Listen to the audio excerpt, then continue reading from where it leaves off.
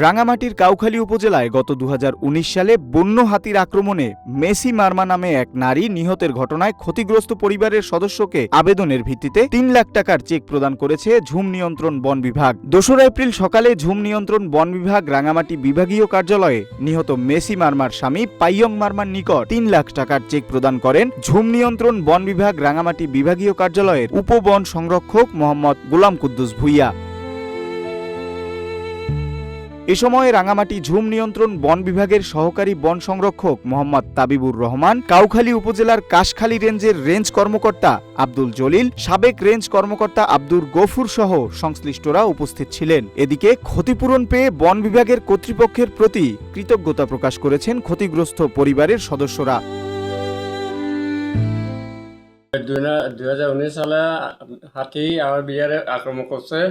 ওই বন বিভাগে আমাকে 3 লক্ষ টাকা দিছে, আমি ধন্যবাদ জানাচ্ছি।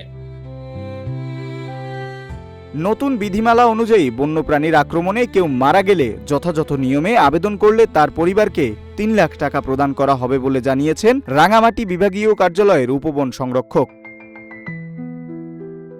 প্রাণী কোনো কারণে লোকালয়ে আসবে, তখন আমরা যেন যারা সে বন্যপ্রাণীকে আমরা তাকে মারা বা তাকে আক্রমণ করা বা তাকে তার কোনো ক্ষতি করতে যাওয়া, এটা যেন আমরা না করি এবং বন্যপ্রাণীকে তার মতো থাকতে দিতে হবে।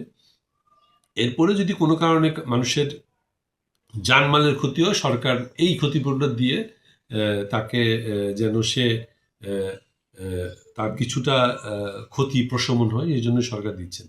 এখানে একটা মূল কথা হলো যে বন্যপ্রাণীকে যদি আপনি আক্রমণ করতে না যান, বন্যপ্রাণী কখনো আপনাকে আক্রমণ করতে আসবে না। আপনি সবসময় বন্যপ্রাণী থেকে নিরাপদ দূরত্বে থাকবেন, তাহলে আপনার আপনার জীবন হবে।